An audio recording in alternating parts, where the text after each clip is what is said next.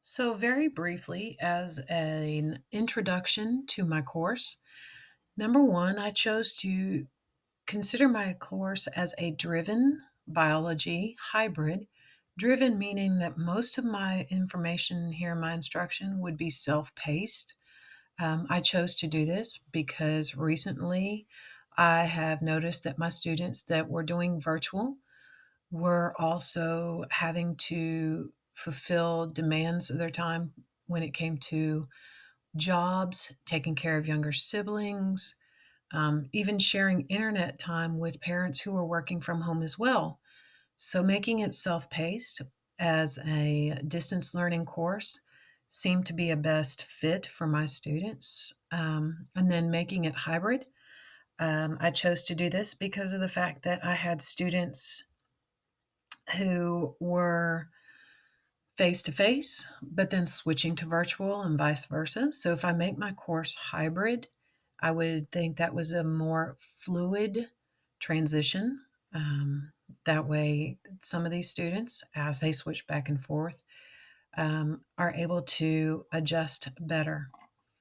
I use my Google Meet very often for my students so that one, if I chose to set up a meet, for example, on a Thursday or such, so that they could make connection with me and ask their questions.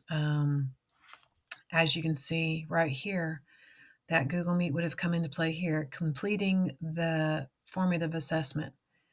But that would also allow them to meet with me, possibly even before doing their formative assessment, to get enrichment, get feedback, or even use the class comment section, which I would check regularly, especially since it pushes notification out to my email.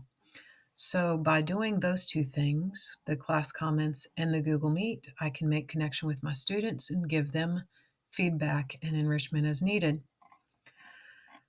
My first thing loaded, of course, was just a brief explanation of my class to my students, letting them know that I was going to be using videos, labs, interactives, and assessment and discussion. Labs in the past I have used were virtual labs, but also I have set it up for my students to work remotely with one another using Google Meet, um, Google Chat, Hangout, and Zoom breakouts. So those would all have been options in this course. Giving a brief introduction or welcome to my class, I included that this was going to be self paced, that they were going to have specific requirements, that the course was set up according to next generation science standards. So they knew where the expectation was coming from and why they were learning what they were learning. And then, of course, what text we were using. And I chose the text that is being used within my district currently so that this information that I would have added to this course was more user friendly and applicable to me later. Um, then moving on, my goals and my objectives were chosen to fit with my district and my next generation's curriculum standards. Because everything that I chose to build in here, I built with the intention of the possibility using later on. And so these are the next generation curriculum objectives set by my district. Um, Very simple, straightforward. Unfortunately, trying to get them to, I guess you would say, transfer over in a more visible or um, visual, pretty format didn't work as well as I had liked. Um,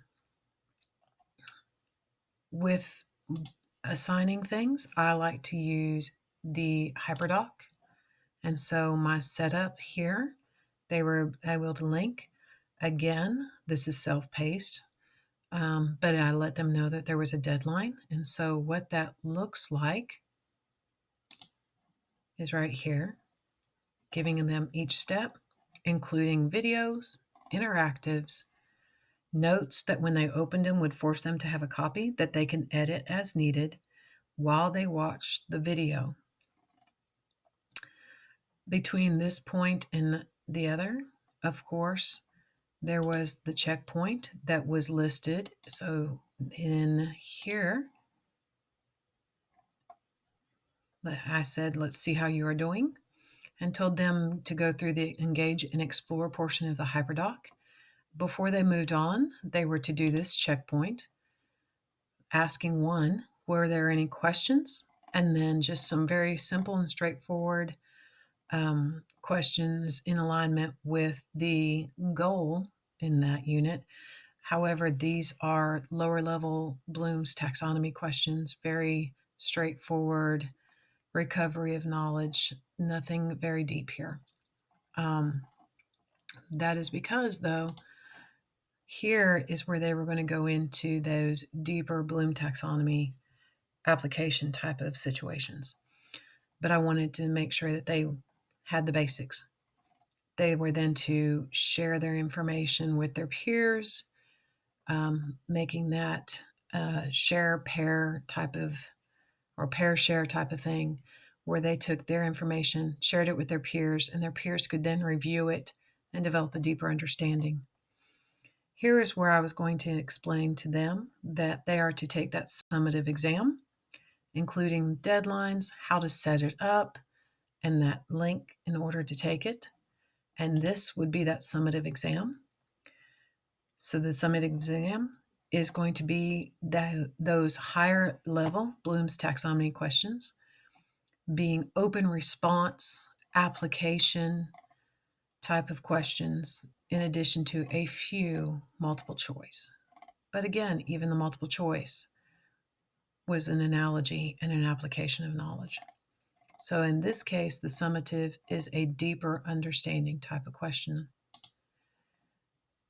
which of course then was right here. So this bit of instruction is specifically geared to that summative.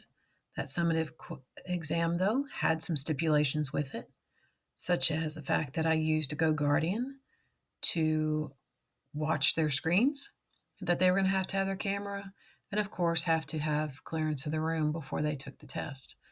This form would not have been unlocked for them, though, until they set up that test form schedule for me as instructed in this portion of the hyperdoc. So again, this course was set up to be self-paced, but within deadlines, so that my students could have that accommodation in order to meet the demands on their time.